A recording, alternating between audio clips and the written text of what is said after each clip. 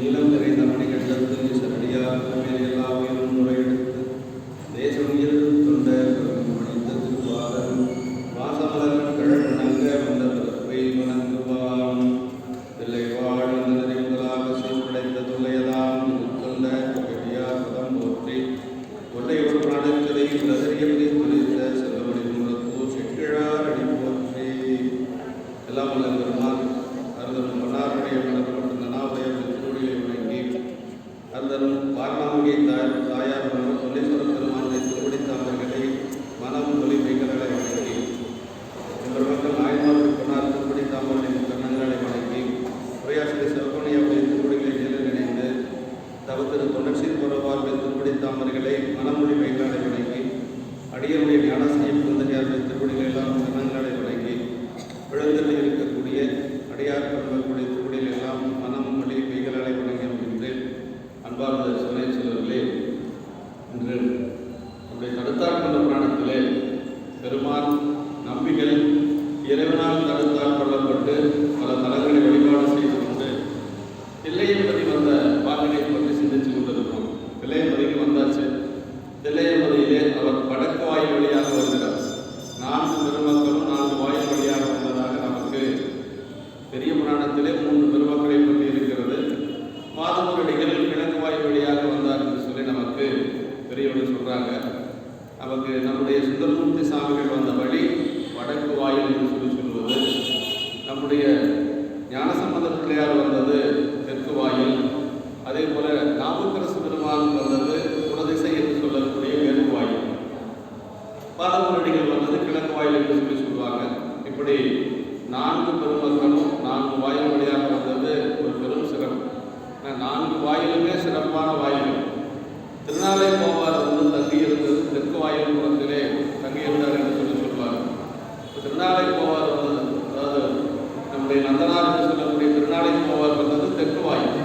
இப்படி ஒவ்வொரு வாயிலுக்கும் ஒரு தனிச்சிறப்பு உண்டு. அவர் உள்ளே வருகின்ற பொழுது எப்படி வந்தார் அப்படிங்கிறது தெய்வ சேக்கிரார் பெருமான் நமக்கு அருளுகின்ற பொழுது அவர் இன்னும் கோயிலுக்குள்ளேயே வரல.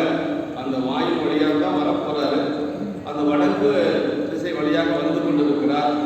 அங்கு உள்ளூரில் இருக்கக்கூடிய அடியார் பெருமக்களும் அங்கிருந்த பெரியோர்கள் எல்லோரும் நம்பிகள் இங்கே எழுந்தருள் செய்து கொண்டிருக்கிறார் என்று சொல்லி அவரை வணங்கி வரவேற்பதற்காக செல்லுகின்றார்கள். அவர்களும் செல்லுகின்றார்கள். நம்பிகளோடு வந்த அடியார் பெருமக்களும் எல்லாரும் 2 பேரும் சந்திக்கின்ற பொழுது ஒருவரை விழுந்து வணங்குகின்றார்கள். அது எப்படி இருந்தது அப்படின்னா சேக்கட பெருமான் யார் முன்னாடி விழுந்து வணங்கினாலும் கண்டுபிடிக்க முடியல, சொல்ல முடியலன்னு சொல்லி சொல்றார். அதாவது என்ன சொல்றாருன்னா, அன்பின் வந்ததில் கொண்ட சீரடியார்களும் நம்பி ஆரூர தாமும் யாவர் முன்பு இறைஞர் என்று அறியா முகமையால் எதிர்வணங்கி மகிழ்ந்து என்று சொல்லி சேக்கட பெருமான் அந்த இடத்தை நமக்கு அருமையா சொல்றார். பெரிய புராணத்தில் ஒரு முக்கியமான ஒரு இடம்னு சொன்னால் அந்த ஒரு இடம் அடியார்களை எப்படி வரவேற்க வேண்டும், எப்படி வணங்க வேண்டும் என்பதற்கு ஒரு சான்றாக இருக்கக்கூடியது. தில்லையம்பதியிலே 2 பெருமக்களும் வணங்கி கொண்டது. ஏன்னா நம்பிகள் இறைவனால் தடுத்து ஆட்கொள்ளப்பட்டவர். அதே மாதிரி தில்லையம்பதி என்று சொல்வது தேவர்கள் முனிவர்கள் எல்லோரும் வந்து வழிபாடு செய்யக்கூடிய ஒரு பதி. பெருமான் அங்கு ஆனந்த தாண்டவமாக அருளி கொண்டிருக்கிறார். அதனால நம்பிகளும் வந்து இங்க இருக்கக்கூடிய அடியார்கள் நம்ம தான் முதல்ல வணங்க வேண்டும் என்று சொல்லி அனுமதிக்கிறார். இப்படி அந்த வரவேற்பு அமைகிறது. அதற்கு பிறகு உள்ளே வந்து ஒவ்வொரு வாயிலாக அவர் வணங்கி கொண்டு அந்த திருவீதிகளை முதல்ல வணங்கி கொண்டு அந்த திருவீதிகளை பற்றி சொல்லுகின்ற பொழுது சேக்கட பெருமான் நாவுக்கரசு பெருமானுடைய புராணத்தில் சொல்வார், பொய்த்திறமை பிணியோடும் சிறுவீதி புரண்டு வளர்ந்து போவார் என்று சொல்லி சொல்வார். அந்த நாவுக்கரசு பெருமான் வழிபாடு செய்து கொண்டு அங்கிருந்து விடைபெற்று செல்லுகின்ற பொழுது அவர் நடந்து போகலையா, அப்படியே புரண்டு சென்றார் என்று சொல்லி சேக்கட பெருமான் நமக்கு அருளுகின்றார். அப்படின்னா அதே மாதிரி நம்முடைய ஞானசம்பந்த பெருமான் வழிபாடு செய்யறதுக்கு மட்டும்தான் தில்லையம்பதிக்கு வந்தார். அங்கே தங்கலை. ஏன் தங்கலை அப்படின்னா கூத்தர் பெருமான் திருநடம் செய்து கொண்டிருக்கக்கூடிய அந்த பதியில வந்து அவர் மலசலங்கள் கழிக்க முடியாது என்று சொல்லி திருவேற்கடத்திலே தங்கினார் என்று சொல்லி நமக்கு பெரிய படத்தில் சொல்லப்பட்டிருக்கிறது. இப்படி அவ்வளவு சிறப்புடைய பதி நமக்கு தில்லையம்பதி. அந்த தில்லையம்பதியில சென்ற வாரம் நம்ம வந்து 105வது பாட்டு பார்த்தோம். அதுலேயே சேக்கட பெருமான், அதாவது இந்த தடுத்தாட்கொண்ட புராணத்தில் ரொம்ப முக்கியமான பகுதி அப்படின்னு சொன்னால் தில்லையம்பதி வழிபாடு செய்தார் அப்படிங்கிறது தான். ஒரு பெருமாளை நம்ம வழிபாடு செய்கின்ற பொழுது எப்படி நம்முடைய கரணங்கள் கருவிகரணங்கள் ஒடுங்க மனம் ஒன்று எப்படி வழிபாடு செய்ய வேண்டும் அப்படிங்கிறதுக்கு இந்த பாடல் தான் ரொம்ப முத்தாய்ப்பான ஒரு திருப்பாடல். இந்த வாரம் ரொம்ப ரொம்ப இந்த பாட்டு சிந்திக்கிறதுக்கு இப்போ ஒரு மாதம் ஆகி போச்சுங்க. ஆமாம், அதுக்கு சிந்தனை பாட்டு வரைக்கும் வந்துட்டோம். ஆனால் இந்த பாடல் ஏன்னா இதுக்கு உரையாசிரியர் என்ன எழுதுறாரு அப்படின்னா, சிவக்குடி ஐயா அனுபூதிமான்கள் தான் இந்த பாட்டுக்கு பொருள் சொல்லணும் அப்படிங்கிறாரு. அப்படின்னா நான் எனக்கெல்லாம் சொல்றதுக்கே தகுதி இல்லைன்னு தான் நான் சொல்லுவேன். அவரே சொல்லியிருக்கார், சிவக்குடிய உரையாசிரியரே சொல்லியிருக்கிறார், நல்ல அனுபூதிமான்கள் தான் இந்த பாட்டுக்கு வந்து பொருள் சொல்ல முடியும். ஏன்னா அவ்வளவு சிறப்பான ஒரு திருப்பாடல்.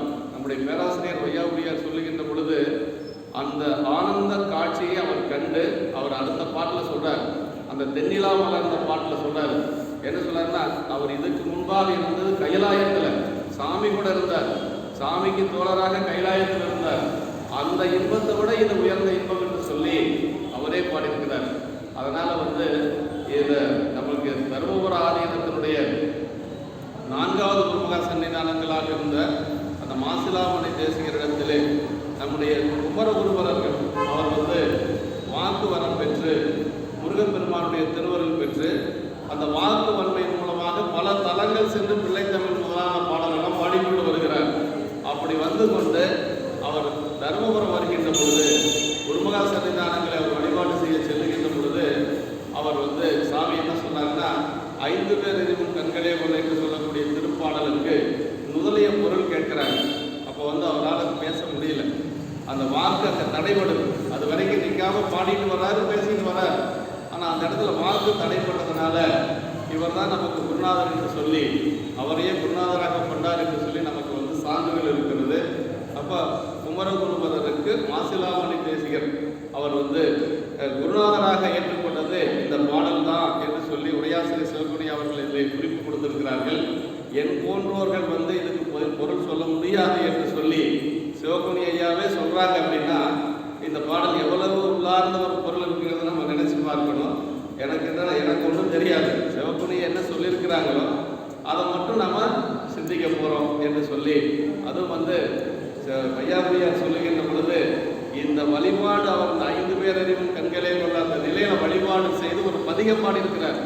அந்த பதிகம் வந்து நமக்கு கிடைக்கல, அந்த பதிகம் மட்டும் கிடைச்சிருந்தா பூத்த பெருமானுடைய வழிபாடு எவ்வளவு இன்பத்தை கொடுத்திருக்கிறது நம்ம உணர முடியும் என்று சொல்லி பேராசிரியர் ஐயா அவர்கள் வகுப்பில் சொல்லியிருக்கிறாங்க. ஆமாம், அதான் சொல்ல, தென்னிலா மலர்ந்த வேலையாகி தன் திருநடன் பெற்று மண்ணிலே வந்த எப்பிறவிய வாழிதாம் இன்பமாம் அப்படிங்கிறார். வாழிதாம் இன்பம்னா எல்லையில்லாத இன்பங்கிறார். வாழிதாம் இன்பமாம் என்று கண்ணில் ஆனந்த அறிவினில் சொரிய கைமலர் உச்சி மேல் குவித்து பண்ணினார் நீடி அறிவரும் பதிகம் பாடினார் பணிந்தார் பாடினார் பரவினார் பணிந்தார் என்று சொல்லி சொல்றாருங்க. இந்த பதிகம் வந்து மடித்தாடு மடிமைக்கு என்று சொல்லக்கூடிய பதிகம் இல்லை. அது 2வது முறை நம்முடைய சுந்தரமூர்த்தி சாமிகள் தில்லை வருகின்ற பொழுது பாடியதுதான் மடித்தாடு மடிமைக்கு என்று சொல்லக்கூடிய திருப்பதிகம். ஏர்வன் கலிக்காம படத்தில் வரக்கூடியது. ஆனால் முதல் முறையாக வருகின்ற பொழுது பாடிய திருப்பதிகம் நமக்கு கிடைக்கல. அந்த ஒரு தவம் நம்ம செய்யலை அப்படின்னு தான் நம்ம சொல்லணும். அதனால் இந்த பாட்டு அவ்வளோ ரொம்ப முக்கியமான பாட்டு. இதுக்கு முந்தின பாட்டு சிந்திச்சுட்டா இருந்தாலும் 2ம் ஒரே மாதிரி தொடர்புடைய திருப்பாடல்கள். அந்த 5 பேர் அறிவும் கண்களே சொல்ல அந்த பாடலை போலவே இதுவும் அமையப்பட்டிருக்கும்.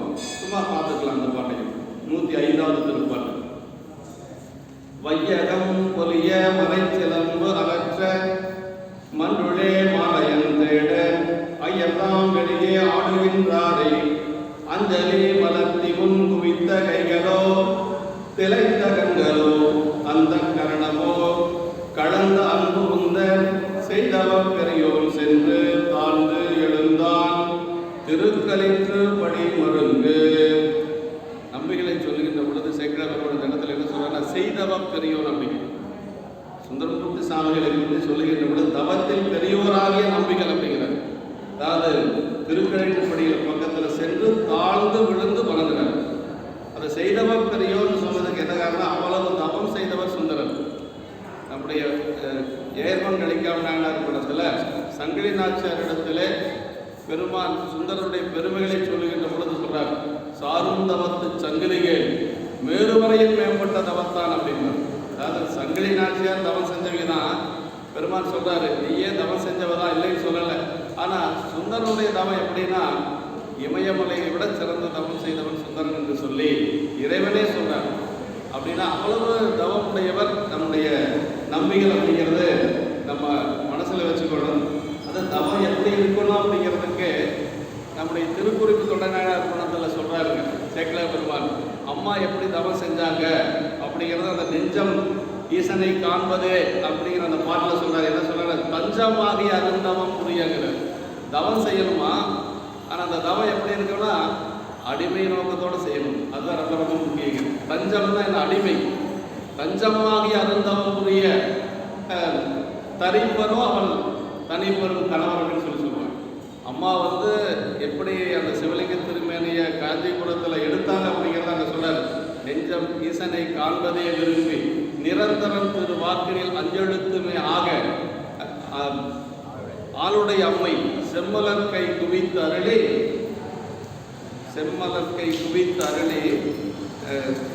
தஞ்சமாகி அருந்தவம் புரிய அப்படிங்கிறார். தஞ்சமாகி அருந்தவம் புரிய தனிப்பரே அவர் தனிப்பெரும் கணவர் என்று சொல்லி வஞ்சம் நீக்கிய மாவின் மூலத்தில் வந்து தோன்றினார் மலைமகள் காண என்று சொல்லி அந்த இடத்த சேக்கிழார் பெருமான் அவ்வளவு அருமையாக சொல்வாருங்க. அதாவது அம்மா வந்து அப்படி தவம் செஞ்சா சாமி அதை பார்த்துட்டு இருப்பாரா? தஞ்சமாகிய அருந்தவம் புரிய தனிப்பரே அவர் தனிப்பெரும் கணவர் என்று சொல்லி அப்படியே மாவினுடைய மூலத்தில் இருந்து பெருமான் தோன்றினார் என்று சொல்லி சேக்கிழார் பெருமான் சொல்றார். அதுவாது இங்க நம்முடைய நம்பிகளை சொல்லுகின்ற பொழுது என்ன சொல்றாருன்னா, செய்தவர் பெரியோர் அப்படின்னு சொல்லியிருக்கிறார். தவத்திலே சிறந்தவர் சுந்தரர் என்று சொல்லி இந்த இடத்துல சொன்னார். இந்த பாடல் வந்து இதுலயே வந்து அவருடைய நிலையெல்லாம் சொல்லிட்டார்.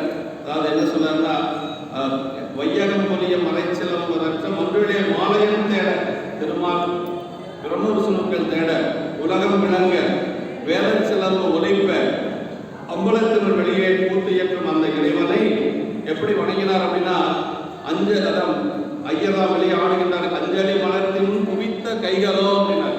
முதல்ல அப்படியே பார்த்து பெருமான ரெண்டு கைகளை மேடம் குவித்தார். மலர்த்தியும் குவித்தும் கூப்பிய கைகளும் ஆனந்தத்தில் உந்தி செலுத்த பெற்று அந்த ஆனந்தித்த கண்களும் மலர்த்தி முன் குவித்த கைகளோ திளைத்த கண்களோ அப்புறம் அந்த கரணமோ கலந்த அன்பு உந்த கேட்டு சொல்லி அப்படி அந்த அன்போடு வந்து நம்பிகள் வந்து அப்படி அந்த கூப்பிய கைகளும் ஆனந்தித்த கண்களும் அந்த கரணங்கள் இதெல்லாம் அந்த ஆனந்தத்தில் கலந்த அந்த கரணங்களும் கொண்டவராய் அன்பினாலே உந்தி செலுத்த பெற்று அந்த தவத்தில் பெரியோராகிய நம்பிகள் திருக்களிற்றுப்படியின் பக்கத்தில் சென்று தாழ்ந்து எழுந்தனர் என்று சொல்லி மையம் பொலிய ஆடுகின்றாரை சிலம்பு அரைச்சு ஆடுகின்றாரை மாலையம் தேட சிறப்புடைய உரை சொன்னாரு. வையகம் பொலிய ஆடுகின்றாரை அப்படின்னு சொன்னாரு. சிலம்பு அரற்ற ஆடுகின்றாரை மாலையம் தேட ஆடுகின்றாரை அப்படி தனித்தனியாக பொருள் கொள்ளணும் என்று சொல்லி சிறப்பணி அவர் உரையிலே சொல்லுகின்றார். அப்படி அரற்ற என்று சொல்லி சொல்றாரு. அப்படி உயிரிழந்து வந்த இந்த இரக்கத்தினாலே நம்மை ஆட்டுவார் பிறந்து தாமே ஆடுகின்றார். ஏன்னா இறைவனை வந்து ஆட்டுவிப்பதற்கு ஒருத்தரும் கிடையாது. ஆனாலும் நம்ம ஆன்மாக்கள் உயிரோடைய வேண்டும் என்பதற்காக பெருமான் வந்து அது மாதிரி அங்கே மன்றிலே நின்று பெருமான் ஆடுகிறார் என்று சொல்லி நம்ம குறையாசிரியர்கள் ஆடுகின்றார். வையகம் பொறி அப்படின்னா இன்ப துன்பங்களாகிய போகங்களை மட்டும் உகர்த்தற்கிடமாகிய அந்த சொர்க்க நரக வாழ்க்கை போலாது சிவகர்மம் செய்து முக்தியடைதற்கிடமாகிய அந்த வையகம். அதாவது இந்த பூமிக்கும் சொர்க்க நரகத்துக்கு என்ன வேறுபாடு அப்படிங்கிறத நம்ம முதல்ல தெரிஞ்சுக்கணுங்க. சொர்க்கத்தில் போனால் அந்த இன்பத்தை மட்டும் அனுபவிக்கலாம், அங்கே துன்பமே கிடையாது. நரகத்தில் போனால் என்ன, துன்பத்தை மட்டும் அனுபவிக்க முடியும், இன்பமே கிடையாது. இந்த ரெண்டையும் அனுபவித்து அதுக்கு மேலே சிவபுண்ணியத்தை அனுபவிக்கக்கூடிய ஒரே ஒரு இடம் எதுன்னா இந்த மண்ணுலகம்தான். அதனால தான் வாக்குறுதி என்ன சொல்லாரு, பூமியில் பிறவாமையால் நாள் நாம் போக்குகின்றோம் அவமே இந்த பூமி சிவனையம் கொள்கின்றவார் என்று நோக்கி சொல்லி சொன்னார். ஆமாம், ரெண்டையும் அனுபவித்து அதுக்கு மேலாக இருக்கக்கூடிய சிவபுண்ணியங்களும் செய்வதற்கு ஏதுவாக இருக்கக்கூடிய ஒரு இடம் எதுன்னு கேட்டால் இந்த பூமி தான். அதனால் இந்த பிறப்பு சாமி நமக்கு கொடுத்துருக்கிறது என்ன அப்படின்னா, வாய்த்தது நந்தமக்கு இதுவும் பிறவி அப்பர் சாமி சொல்கிறார் இல்லைங்களா. அதனால் அடுத்த பிறப்பில் சொர்க்கம் போனாலும் இதை அனுபவிக்க முடியாது. அதே மாதிரி நரகம் போனால் சொல்லவே வேண்டியதில்லை. சொர்க்கங்கிறது என்னென்னா நாம் செய்த நல்வினையினுடைய பயனை அனுபவிக்கக்கூடிய ஒரு இடங்க. அவ்வளோதான். அங்கிருந்து நேரடியாக அப்படியே பெருமான் திருவடிக்கு போக முடியுமானா அப்படி போக முடியாது. மீண்டும் மண்ணுலகத்துக்கு வந்து தான் நம்ம வினை செய்து தான் சிவபுண்ணியங்கள் ஈட்டி தான் போக முடியும் அப்படிங்கிறது இதில் நம்ம அதனால தான் வையகம் ஒளிய என்று சொல்லி இந்த பாட்டில் சொல்கிறாருங்க. அதாவது பட்டணத்தடிகளும் அதை சொல்ற கையிலை உள்ளன வெறிவி சுங்கு அரிதாக இம்பருடைய அம்பலம் ஒலிய திருவனந்தல்லை போதும் அருணன் குயிற்று மதிவானவனே என்று சொல்லி 11ஆம் திருமுறையில் நமக்கு கோயில் நான்மணி மாலையில் பட்டணத்தடிகள் சொல்றார். அதாவது அந்த உலகங்களில் உள்ளோர் போக முடிவிலே இங்கு வந்து பிறந்து சிவகர்மம் செய்து முக்தி அடைய வேண்டுதலில் அதான் பூமியில் பிறவாது நான் கலைகின்றோம் என்று சொல்லி தேவர்கள் எல்லாம் இயங்கிக் கொண்டிருக்கிறார்கள் என்று சொல்லி வாதமுடிகள் நமக்கு திருப்பலி அறிஞர் சொல்றார். மறை சிலம்பு அரசன் நாதமாகிய சிலம்பு, பெருமானுடைய சிலம்பு என்னன்னா நாதமாகிய சிலம்பு, மறை சிலம்பு வேதமாகிய சிலம்பு என்று சொல்லி சொல்ற வேதம் நாதஸ்வரூபமானது என்று சொல்லி அப்படி அதுவே இறைவனுடைய கால் சிலம்பாக இருக்கக்கூடியது என்று சொல்லி சொல்றார். ஐயராம் வெளியே ஆடுகின்றாரே பின்னர் ஐயராய் தாமையாய் வெளியில் ஆடுகின்ற இறைவனை அஞ்சலி மலர்த்தி குவித்த அஞ்சல் அப்படிங்கிறார். முன் குவித்த கைகளோ கண்களோ அந்த கரணமோ அன்பு உந்த என்ன இது வந்து தீவிரதர பக்தி உடையவர்களுக்கு எது முன்னாடி நிகழ்ந்ததுன்னு சொல்ல முடியாது. கண்ணு தானே முதல்ல பார்க்கும், மனசு முதல்ல நினைக்கும், கண்ணு பார்க்கும். ஆனால் இங்கே என்ன சொல்றாரு? முன் குவித்த கைகளோன்னாரு. கண்ணு பார்த்ததுக்கு பின்னாடி தானே கை குவிக்கணும். ஆனால் மாற்றி சொல்றாரு சேக்கிழார் பெருமான். அப்படின்னா அந்த பக்தியினுடைய தீவிரதரம் எது முதல்ல நிகழ்ந்ததுன்னு சொல்ல முடியல. அதான் சொல்றாரு. ஆமாம் முதல் சொல்றாரு. அதான் சொல்ற முன் குவித்த கைகளோ, அப்புறம் என்ன சொல்றாரு? கண்களோ கைகளோ, அப்புறம் கண்களோ அந்த கரணமோ அன்பு உந்த. எல்லாத்துக்கும் காரணம் என்னன்னா அன்பு தான் காரணம். பெருமகன் மீது அவர் வைத்திருந்த அன்பு தான் இத்தனைக்கு இந்த மெய்ப்பாடுகளுக்கெல்லாம் காரணம் என்ன அப்படின்னா அந்த அன்பு தான் காரணம். அன்பு குண்டுதலினாலே மனம் முதலிய உட்கரணங்கள் தொழில் செய்யும், பின்னர் அவை ஏற்படுவதனாலே கண் காணும். முதல்ல வந்து அன்பு தான். ஆனால் அன்பு கடைசியாக ஏன் சொல்றாரு அப்படின்னா அந்த மாதிரி எது முதல்ல நிகழ்ந்ததுன்னு சொல்ல முடியல. எல்லாத்துக்கும் முக்கியமான காரணம் அன்பு தான் அப்படின்னு சொல்லி சொல்றாரு. பின்னர் அவை ஏவுதலினாலே கண் காணும், கண்டதனால் அதன் பின் கை குவியும். ஆனால் இவை இங்கே தவயோக முயற்சியினாலே ஒருங்கே நிகழ்ந்தமையாலே அம்முறையில் கூறாது மாற்றி கூறினார். ஒன்றன் பின் ஒன்றாய் பின்னே நிகழ வேண்டியவை அவ்வாறு முன்னே நிகழ்ந்தன என்று சொல்லி முன் என்று சொல்லி சொல்றாரு என்று சொல்லுது. இது அதாவது 4 வகை நிகழ்ச்சிகளும் கற்பூரத்தில் தீப்பற்றுவதன் போல தீவிரதர பக்தியுடையாருக்கு எது முன்னர் நிகழ்ந்தது என்று அறிய முடியாதபடி விரைவிலே நிகழும் என்று சொல்லி அதான் சொல்ற குவித்த கைகளோ திளைத்த கண்களோன்னு மாற்றி மாற்றி சொல்வதற்கு அதுதான் காரணம் என்று சொல்லி சொன்னார். கண்கள் திளைத்தன, கண்கள் ஆனந்த காட்சியிலே மாறாது நிலைத்தன, கண்ணுடையும் அதனுள் கடந்த உயிர் போதமும் அதனுள் ஒன்றித்த சிவ சக்தியும் கூடிய வழியே காட்சி உண்டாம் என்று சொல்லி சொன்னார்கள். அந்த கரணமோ கலந்த என்று சொல்லி எல்லாமே அன்பு உந்தன் சென்று தாழ்ந்து எழுந்த அன்பினாலே உந்தன் பெற்று சென்றனர் தாழ்ந்தனர் எழுந்தனர் என்று சொல்லி அப்படி அன்பினாலே உந்தி போய் முதல்ல போனாரு, தாழ்ந்தாரு, விழுந்தாரு, அதற்கு பிறகு எழுந்து மீண்டும் நின்று வழிபாடு செய்தார் என்று சொல்லி சொன்னார். இதே மாதிரி நம்முடைய ஞானசம்பந்த பெருமான் கண்ணப்ப நாயனார் இப்படி வழிபாடு செய்திருக்கிறார். இங்கே வந்து இறைவனை நம்பிகள் வழிபாடு செய்த காட்சி இது. கண்ணப்ப நாயனாருடைய திருவுருவச் சிலையை பார்த்து ஞானசம்பந்த பெருமான் அப்படி வழிபாடு செய்திருக்கிறார். தாழ்ந்திலிருந்து திருமலையை தொழுது கொண்டு தடஞ்சலா தல சோபானத்தால் ஏறி வாழ்ந்திமையோர் குலால் இருக்கு மணிநீர் வாயில் சூழ்ந்து வலம் கொண்டு இறைவர் முன்பு எய்தி சொல்றாரு. குவித்த செங்கை கொண்டு எழுந்து இறைவர் திருமுன்பு விழுந்து எழுந்து அப்புறம் என்ன சொல்லாரு? கும்பிட்ட பயன் காண்பார் போல் மெய்வேடருமானை கண்டு வீழ்ந்தார் அப்படின்னாரு. அங்கே வந்து ஒரு முறை வந்து சாமியை பார்த்து விழுந்து வணங்கி எழுந்தாரு. இங்கே கண்ணப்பநாயனார் பார்த்த உடனே அப்படியே விழுந்து அப்படியே விழுந்து கிடக்கிறார். அதற்கு பிறகு அவர் சொல்றார் அன்பின் வந்து நல்லா சொல்றார் அந்த இடத்துல மெய்மை அன்பின் உரிவினையும் அன்பினுள்ளே மண்ணு வெள்ள செஞ்சடை கற்றை நெற்றி செங்கன் விமலரையும் உடன் கண்ட விருப்பம் போங்க பள்ளத்தில் உருவனர் போல் பாய்ந்து செல்லம்பர். அப்படி கண்ணப்பநாயனார் பார்த்த உடனே ஞானசம்பந்த பெருமானுக்கு கண்ணிலிருந்து தண்ணி வந்தது. அப்படி ஒரு மேட்டிலிருந்து பள்ளத்தை நோக்கி வரக்கூடிய நீர் எவ்வளவு வேகமாக வருமோ அது மாதிரி வந்துதான் சேக்கிழார் பெருமான் சொல்றாருங்க. ஆமாம், பலமுறையும் வீழ்ந்தெழுந்து வணங்கினார் அப்படிங்கிறார். சாமியை வணங்கினதை கூட ஒரு முறை தான் சொன்னார். ஆனால் இங்கே பலமுறையும் வீழ்ந்தெழுந்து வணங்கினார் அப்படின்னாரு. மெய்மை அன்பினையும் அன்பினுள்ளே மண்ணு வெள்ள செஞ்சடைக்கின்ற நெற்றி செங்கல் விமலையும் உடன் கண்ட விருப்பம் பொங்கல். அதாவது இப்போ நமக்கு கண்ணப்ப நாயனார் பார்க்குறோம். கண்ணப்ப நாயனார் என்ன, கண்ணப்ப நாயனார் தான் நமக்கு தெரிவார். ஆனால் ஞானசம்பந்த பெருமானுக்கு அதுக்குள்ள காலத்தினாதர் தெரிஞ்சார். சேக்கிழார் பெருமான் சொல்றார், அவருக்குள்ள காலத்தினாதர் தெரிஞ்சிருக்கார். அன்பினுள்ளே மண்ணும் அப்படின்னா நிலை பெற்று இருக்கக்கூடிய அர்த்தம். அன்பினுள்ளே மண்ணும் வெள்ள செஞ்சடை கற்றை நெற்றி செங்கல் விமலரையும் உடன் கண்ட விருப்பம் பொங்கல். அது மாதிரி இங்கே நம்பிகளுக்கு இப்போ என்ன நடந்தது அப்படிங்கிறது தெரியாது. கூத்த பெருமான் முன்னாடி போய் நிற்கிறார். அவருக்கு நின்னது மட்டும்தான் தெரியும். அதற்கு பிறகு என்ன நடந்தது அப்படிங்கிறது தெரியாது. விழுந்தார், வணங்கினார், எழுந்தார். அதற்கு பிறகு அந்த ஒரு ஆனந்தத்தை சொல்றாரு.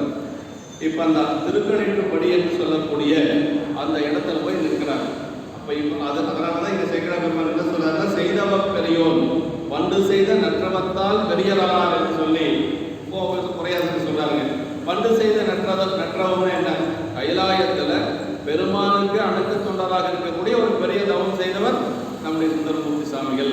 இப்போ அதான் இங்கே இந்த பாட்டு தான் இந்த 105வது பாட்டு, 106வது திருப்பாடல். இந்த பாடல் தான் நம்பிகளுடைய அந்த மெய்ப்பாட்டை சொல்லக்கூடிய திருப்பாட்டு. அவருக்கு அந்த 5 பொறிகள் எப்படி இருந்தது, அதற்கு மேலே அந்த கரணங்கள் எப்படி இருந்தது, அப்புறம் நமக்கு 3 குணம் இருக்கு இல்லைங்களா, அதாவது ரஜோகுணம், தமோகுணம், சாத்விக குணம். அதில் எதில் இருந்து அவர் வழிபாடு செய்தார், வழிபாடு செய்யறதுக்கு ஏற்ற குணம் என்ன அப்படிங்கிறது எல்லாமே சேக்கிழார் பெருமான் இதில் நமக்கு சொல்றாருங்க.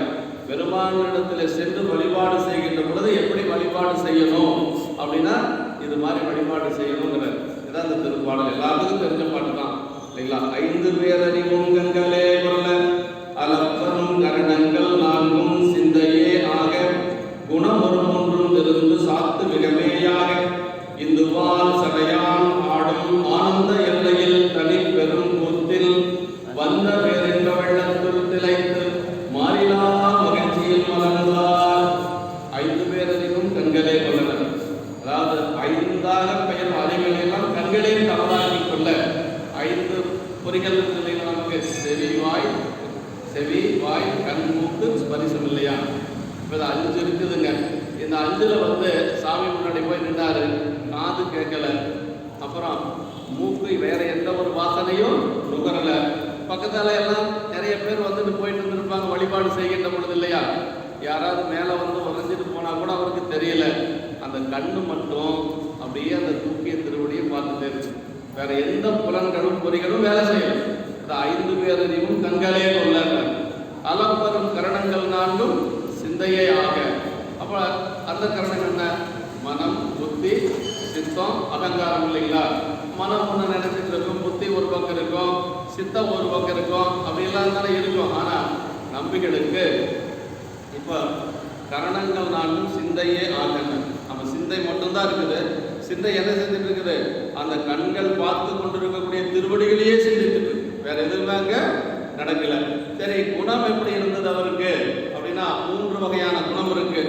ரஜோகுணம். ரஜோகுணத்தில் என்ன இருக்கு, ஆணவ மலம் அதிகமாக இருக்கக்கூடியது ரஜோகுணம்.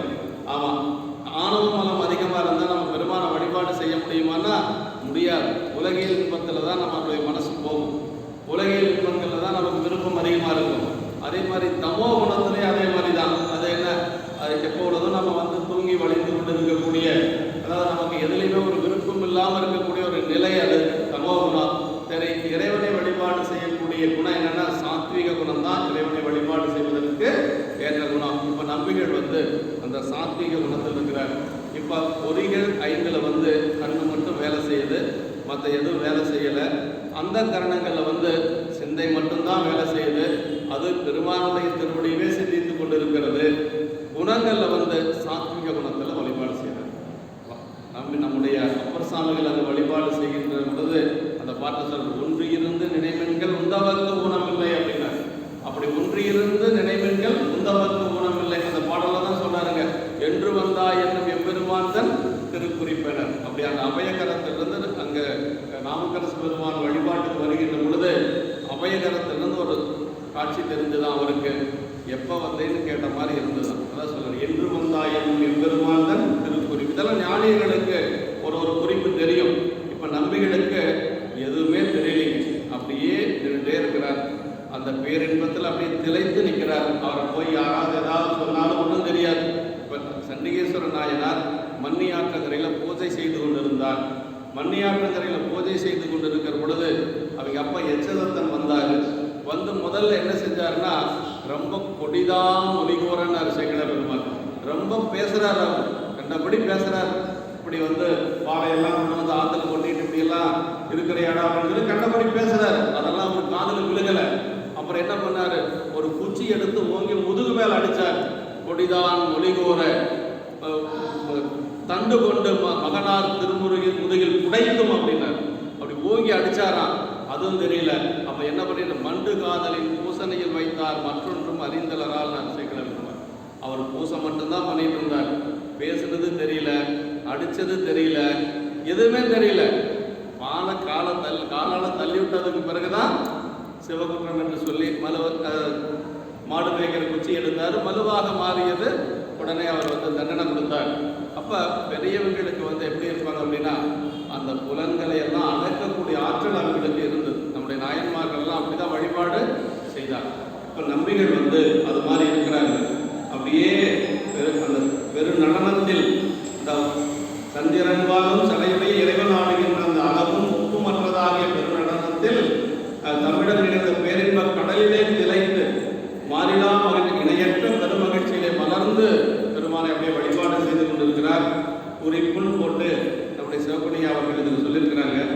திருச்செந்தில் முருகப்பெருமானது அருள் பெற்று அவ்வழியே சென்ற குமரகுருபரருடைய வாக்கு வன்மை தர்மபுர ஆதீனம் 4வது குருமகா சன்னிதானத்தில் ஸ்ரீலஸ்ரீ மாசிலாமணி தேசிக ஞானசம்பந்த குருமூர்த்திகளை முன்னர் தடைப்பட்டதன் மூலம் அவரே ஞானகுரு என்று காட்டித்தர காரணமாயிருந்தது திருப்பாட்டு என்று சொல்லி, அதற்கு பிறகு ஆதலில் இதன் பொருளை விளக்குதல் விதிப்படி ஞான உபதேசமும் குருவரிடம் பெற்று அனுபூதி மான்களுக்கே கூடுவதென்று என் போன்ற எளியோருக்கு இயல்வதென்று சொன்னவர் யாரு?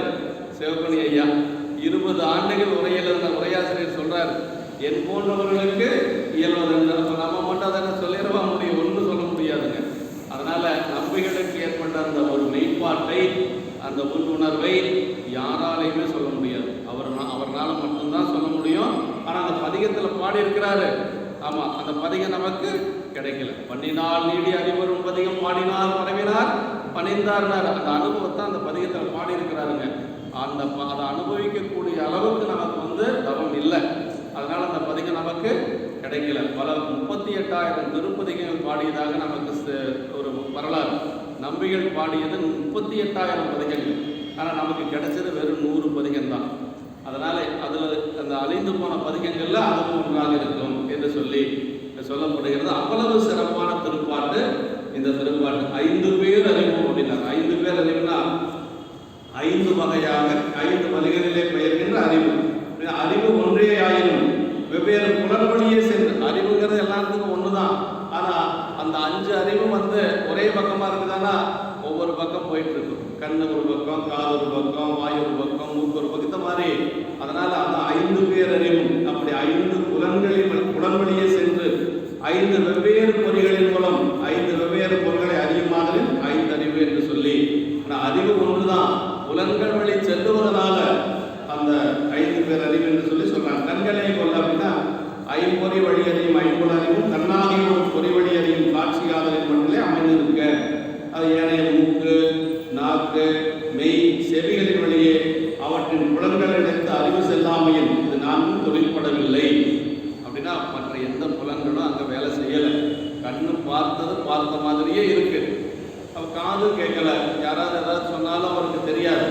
ஏதாவது ஒரு பொருள் கொடுக்கணும் வந்து எப்படி இருந்தாலும் இந்த நிவேதன பொருள் அதெல்லாம் போயிட்டு வந்துட்டு இருக்கும். அந்த மனமெல்லாம் ஏதோ அவருக்கு தெரியாது.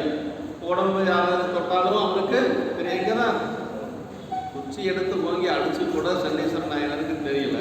சுந்தரருக்கு மேலே யாராவது மோதிட்டு போனால் தெரியவா போகுது? ஒன்றும் தெரியாது. அப்படி வழிபாடு செய்து கொண்டிருக்கிறார். அதாவது கண் கண்டு கொண்டே நிற்க காது கேளாது மூக்கு முகராது என்றபடி கண்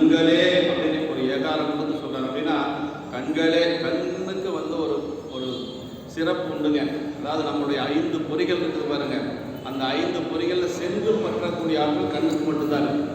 வேற எந்த ஒரு அதாவது காது வர்றதை கேட்கும், மூக்கு வர்றதை நுகரும், வாய் நம்ம ஏதாவது கொடுத்தோம்னா உண்ணும், உடம்பு ஏதாவது பட்டா மட்டும்தான் உணர முடியும். ஆனால் சென்று பற்றக்கூடிய ஆற்றல் கண்ணுக்கு மட்டும்தான் உண்டுங்க, வேற எந்த ஒரு பொறிகளுக்கும் கிடையாது. இது சைவ சித்தாந்தத்தில் ரொம்ப முக்கியமாக ஒவ்வொரு பொருளுக்கு என்ன ஒரு இது இருக்கு அப்படின்னு சொல்லுகின்ற பொழுது கண்ணுக்கு, அதனால தான் சேக்கிழார் பெருமான் என்ன சொன்னார்னா, 2 பெருமக்களையும் ஞானசம்பந்த பெருமானை நாவுக்கரசரையும் ஓமை சொல்லுகின்ற பொழுது என்ன சொன்னார்? அருட்பெருகு தனி கடலும் உலகுக்கெல்லாம் அன்பு சிறி கடலுமாம் எனவும் நோக்கும் பொருட்சமய முதல் சைவ நெறி பெற்ற புண்ணிய கண்ணிரண்டு அப்படின்னு சொன்னார்.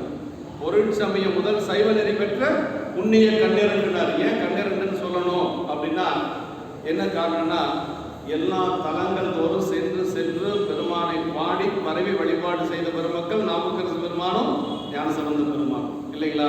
அன்று சமணம் விரும்பி இருந்த ஒரு காலம். அன்னைக்கு சைவத்தை சொல்லுவதற்கே அங்கே ஆட்கள் குறைவு. ஏன்னா மன்னன் முதலாக எல்லோரும் சமணத்தில் இருந்த ஒரு காலத்தில் ஒவ்வொரு ஆலயங்கள் தோறும் சென்று அந்த பெருமானை பாடி பரவி வழிபாடு செய்த பெருமை இந்த 2 பேருக்கு உண்டுங்க. ஞானசம்பந்த பெருமானுக்கும் நாவுக்கரசருக்கு 7ஆம் நூற்றாண்டுல. அதனால தான் சேக்கிழார் பெருமான் பொருட்சமய சைவ நெறிதான் பெற்ற புண்ணிய கண்ணிரண்டு என்று சொல்லி 2 பெருமக்களை சொன்னார். அதனால இருக்கிற பொறிகளே கண் சிறப்புடையது அப்படிங்கிறது, மற்றதெல்லாம் வந்ததை பற்றக்கூடியது. கண் ஒன்று மட்டும் சென்று பற்றக்கூடிய ஆற்றல் கண்ணுக்கு மட்டும்தான் உண்டு. இது அடியேன்னு சொல்றது நம்முடைய சென்னை பையா இந்த கருத்தை எங்களுக்கு மாபாடிய வகுப்பில் வலியுறுத்தி சொன்னாங்க. அதனால கண்களே கொல்ல அப்படின்னு ஏகாரத்தில் சொல்றாருங்க. கண்களே கொல்லனா மற்ற எதுக்கும் அந்த ஆற்றல் இல்லைன்னு சொல்லி அர்த்தம். அப்படி கண்ணு மட்டும் அப்படி பார்த்துட்டு இருக்குது. 6ஆம் தரத்தில் நம்முடைய திருமந்திரத்தில் சொல்வார், வாய் ஒன்று சொல்ல மனம் ஒன்று சிந்திக்க. நமக்கெல்லாம் எப்படி இருக்கும் அப்படின்னா, ஒன்று பேசிட்டு இருக்கோம், மனசு இன்னொன்று சிந்திச்சுட்டு இருக்கோம், காது இன்னொன்று கேட்டுட்டு இருக்கோம், மூக்கு இன்னொன்று நுகர்ந்து கொண்டிருக்கோம்.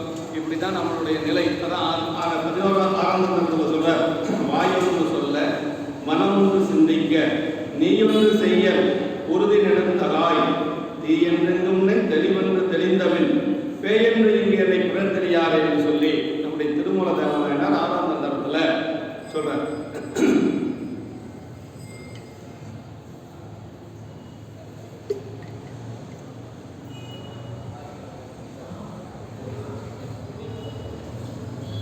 மணிவாசக பெருமான் சொல்றாருங்க, மாறி நின்று என்னை மயக்கிடும் மஞ்சப்புறனைந்தன் வழியடைத்தமுது ஓரி நின்று என்னில் எடுபரஞ்சோதி உள்ளமா காணவம் வருளா என்று சொல்லி திருவாசகத்தில் வருது. மாறி நின்று என்னை மயக்கிடும் மஞ்சப்புறனைந்துனார்.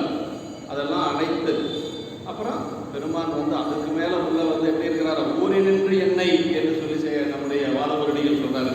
ஆமா, அந்த புலன்கள் எடுத்து பாருங்க, அது என்ன செய்யும்னா நம்மளை உலகியல் நெறியில தான் கொண்டு போய் செலுத்தும். பக்குவப்பட்ட ஆன்மாக்களுக்கு மட்டும்தான் அருள் நெறியில இருப்பதற்கு அது துணை செய்யும் என்று சொல்லி சொல்றாரு. மாறி நின்று என்னை மயக்கிடும் மஞ்சள் புலனைந்து வழியடைத்து அமுதே ஊரி நின்று என்னில் எழுபரஞ்சோதி உள்ளவா காணவன் வருளா என்று சொல்லி வாதவரடிகள் சொல்றாரு. போன பாட்டில் என்ன சொன்னாரு? கைகளோ கண்களோ கரணமோ என்ற ஐயப்பாட்டை உணர்த்த ஓகாரங்களால் கூடிய ஆசிரியர் அஞ்சலைத்து தாழ்ந்ததன் பயனாக இங்கே ஐயத்தை நீக்கி தெளிவுறுத்த ஏகாரங்களால் கூடிய அழகும் பொருளழகும் காண்பி என்று சொல்லி உடையாசிரியர் சொல்றாரு. போன பாட்டில் என்ன சொல்றாரு? குவித்த கைகளோ கண்கள் திளைத்த கண்களோ அந்த கரணமோ அன்பு உந்தன்னு சொல்லி சொன்னார் இல்லைங்களா? ஓகாரத்தில் சொன்னார். அப்படின்னா எதுன்னு தெரியலன்னு சொல்லி சொன்னார். இந்த பாட்டில் என்ன சொன்னார்னா ஐயத்தை எல்லாம் நீக்கி ஏகாரத்தில் சொன்னார், கண்களே கொல்ல என்று சொல்லி சொல்றாங்க. அப்ப இது ஒரு பொருள் ஆழம் உள்ளது, சுவையான ஒரு திருப்பாடல் என்று சொல்லி சொல்றாங்க. மலர்த்துதல் அப்படின்னா இறைவனி வடுவாது நிற்கும் துரிய நிலை. மலர்தல் போதநிலை முடிந்து துரியாத நிலை என்று சொல்லி சொல்றாரு. இதுல நம்பிகள் வழிபாடு செஞ்சதை நம்ம இந்த பாட்டில் செஞ்சுட்டோம். சரி, நாவுக்கரசு பெருமான் வந்தாரு, அவர் எப்படி வழிபாடு செய்தார்? ஞானசம்பந்த பெருமான் அதுக்கு முன்னாடி வந்தார், அவர் எப்படி வழிபாடு செய்தார் அப்படின்னா ஏறத்தாழ பார்த்தீங்கன்னா 3 பேரும் ஒரே மாதிரி வழிபாடு செய்திருக்கிறாங்க. அதுதான் பெரிய ஒரு சிறப்பு. இல்லை கூத்த பெருமானை வழிபாடு செய்தது நம்முடைய ஞானசம்பந்த பெருமான் வழிபாடு செய்தது சேக்கிழார் பெருமான் சொல்றாருங்க. உணர்வில் நேர்வர வரும் சிவபோகத்தை ஒலிவின்றி உருவின்கள் அணையில் ஐம்பொறை அளவில் எளிவர அருணினை என போற்றி இணையில் பன்மரும் கருணையை ஏற்றி பாடினார். ஆடினாய் என்ற நெய்யோடு என்று சொல்லக்கூடிய திருப்பதிகள் பார்க்கும் பொழுது இது சொல்லாரு. அதாவது உணர்வின் நேர் பெற வரும் சிவபோகத்தை, சிவபோகம் என்று சொல்வது உயர்ந்த நிலை இல்லைங்களா? ரசகாரியத்தில் 10வது நிலை. அதாவது ஒருத்தர் பெருமானுடைய திருப்படி அடையணும்னா சிவபோகம் வந்தால் தான் அடைய முடியும். இது எங்கே பார்க்கலாம் அப்படின்னா வெள்ளானை சரித்திரத்தில் பார்க்கலாம். நம்பிகள் வெள்ளானை சரித்திரத்தில் 2வது பாட்டில் சேக்கிழார் பெருமான் சொன்னார். அதாவது அவர் எப்போ அவருக்கு மலைநாடு போகலான்னு ஒரு எண்ணம் வந்தது அப்படின்னா அந்த சிவபோகம் வந்ததுக்கு பிறகு தான் மலைநாடு போகணுங்கிற எண்ணமே வந்தது. அவர் கைலாயம் போகலான்னு சொல்லி எல்லாம் அவர் போகலை. சேக்கிழார் பெருமான் 2வது பாட்டில் சொல்றார். வெள்ளானை சரித்திரத்தில் 2வது பாட்டில் எப்படி சொல்றார் அப்படின்னா, படியில் நீடும் பக்தி முதல் அன்பு நீரில் பனை தோங்கி வடிவு நம்பி ஆறுடன் செம்பன் திருமேனி வளர்ப்பாக கடிய வெய்ய இருவினையின் கலைகள் கடந்து கதிர்பரப்பி முடிவில்லாத சிவபோகம் முருகி முதிர்ந்து விளைந்ததால் அப்படின்னு. எப்போ அவருக்கு அங்கே கேரளா போய் சேரமான் பெருமான் நாயனாரோட இருக்கணும்னு தோணுச்சு அப்படின்னா கலரின் சரிவாரோன்னு கூட அப்படிம்பார் சேக்கிழார் பெருமான். அப்போ கைலாயம் போகணும்னு சொல்லி எல்லாம் அவர் போகலை. கலரின் சரிவார் சேரமான் பெருமான் நாயனாரோட போய் கொஞ்ச நாளைக்கு இருக்கலாம்னு நினைச்சாராம். அந்த எண்ணம் வந்ததுக்கு என்ன காரணங்கிறது இந்த பாட்டில் சொல்லாருங்க. முடிவில்லாத சிவபோகம் அப்படின்னு அதை பாருங்க. அவருடைய வினைகள் கலைந்ததெல்லாம் சேக்கிழார் பெருமான் அந்த பாட்டில் சொல்லாருங்க. அதாவது வழியில் நீடும் பக்தி எல்லாத்துக்கும் காரணம் என்னன்னு கேட்டால் அன்பான அந்த பக்தி தான் காரணம். அன்பு தான் காரணம். பக்தி அன்பு ரெண்டும் ஒன்று தான். அதான் வழியில் நீடும் பக்தி முதல் அன்பு நீரில் பனை தோங்கி வடிவு நம்பி ஆறுவர் செம்பன் திருமேனி வனப்பாக. அந்த உடம்பு எப்படி ஆயிடுச்சுனாப்பா வினையெல்லாம் போயிருச்சான். கடிய வெய்ய இருவினையின் கலையெழுந்து கதிர்பரப்பினர். இருவினை போக்கு வரணும் இல்லையா? இருவினை போக்கு வரலைன்னா மலபரிவாகம் ஆகாது. மலபரிவாகம் ஆகலைன்னா சக்தி நிவாதம் வராது. சக்தி நிவாதம் வந்தால் தான் வீடு பேர் கிடைக்கும். அந்த நிலையில சுந்தரர் இருந்தார். அதான் சொன்னார், கடிய வெய்ய இருவினையின் கலையெழுந்து கதிர்பரப்பி முடிவில்லாத சிவபோகம் நடப்பார். அதான் கடைசி நிலை 10வது நிலைகள். முடிவில்லாத சிவபோகம் முருகி முதிர்ந்து விளைந்ததால் அதற்கு பிறகுதான் அவர் அந்த மலைநாடு சென்று சேரமான் பெருமான் நாயனோட சேர போனார். அதற்கு பிறகுதான் வெள்ளையானை எல்லாம் அவருக்கு வந்தது. அங்கே போய் எப்படி அந்த பதிகத்தில் பாடுறாரு இல்லைங்களா? அந்த ஆணைக்கு நம்முடைய திருவஞ்சிக்கலா பதிகத்தில் பாரு, வெறுத்து மனை வாழ்க்கையை விட்டொழிந்தேன்னு பாடினார். சரி, இனிமேல் சுந்தரனுக்கு மண்ணுலகத்தில் வேலை முடிஞ்சு போச்சு. அதனால் என்ன செஞ்சார்? தேவர்கள் எல்லாம் அழைத்து ரொம்ப வெள்ள ஆணையின் மீது ஏற்றி கொடுவாரும் என்று சொல்லி தேவர்களுக்கெல்லாம் உத்தரவு போட்டார் சாமி. கேரளா அந்த மலைநாடு சென்று கேரளாடு மலைநாடு தான் நம்ம சொல்லணும் இல்லையா?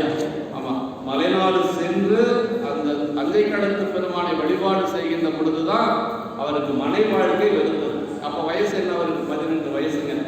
18 வயசுல மலை வாழ்க்கை வெறுத்து போறார். வெறுத்தேன் மனை வாழ்க்கையை விட்டொழிந்தேன் என்று சொல்லி போறாரு. இப்போ அவருக்கு இப்போதான் ஆட்கொண்டு 16 வயசு அவருக்கு. இப்போ 16 வயசு ஆட்கொண்டு இப்போ பெருமானை அப்படியே கருத்தாட்கொண்டு இங்கே தில்லையம்பதியில் நிற்கிறார். இப்போவே அவருக்கு அந்த ஒரு அனுபவம் கிடைச்சிருக்கு. நாவுக்கரசு பெருமான் நம்முடைய அண்ணாமலை சென்று வழிபாடு செய்கின்ற பொழுது அவருக்கு ஏற்பட்ட அந்த நிலையை சொல்றாருங்க. வீடு பேறு கிடைச்சா என்ன ஒரு இன்பம் கிடைக்குமோ அதை விட ஒரு உயர்ந்த இன்பம் நாவுக்கரசு பெருமானுக்கு அங்கே கிடைச்சதான். சேக்கிழார் பெருமான் சொன்னாருங்க, தங்கு பிறப்பு வீட்டுனுக்கு மேலான பெருமை சாதித்தார் அப்படின்னார். வீடு பேறு கிடைச்சா என்ன ஒரு இன்பம் கிடைக்கும், அந்த இன்பம் நாவுக்கரசு பெருமானுக்கு அண்ணாமலையில் கிடைச்சது.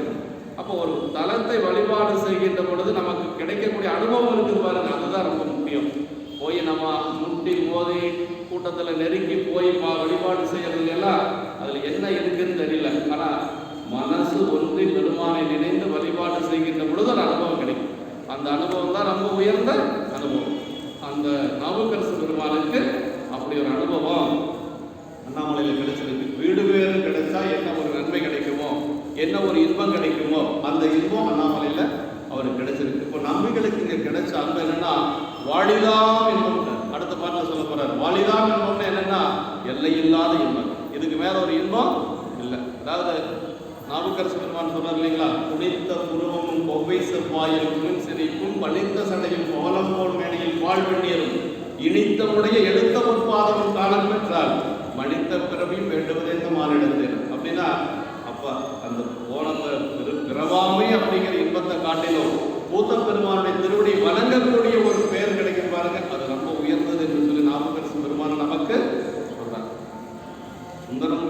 சுவாமியினுடைய அந்த திருவடியை வணங்க வந்த பிறப்பை வணங்குவோம் என்று சொல்லி சேக்கிழார் பெருமான் சொன்னார். நேசம் நிறைந்த பாட்டில் சொன்னார் இல்லைங்களா? நேசம் நிறைந்த உள்ளத்தால் நிலம் நிறைந்த மணிகண்டத்து ஈசர் அடியார் பெருமையை எல்லா உயிரும் தொழையெடுத்து தேசம் உயிர் நிறுத்துண்ட தொகைவன் படைத்த திருவாரம் வாசமகமென் கழவணங்க வந்த பிறப்பை வணங்குவான் அப்படின்னு. அப்ப பிறப்பு வேண்டான்னு தானே ஞானியர்கள் சொல்லுவாங்க.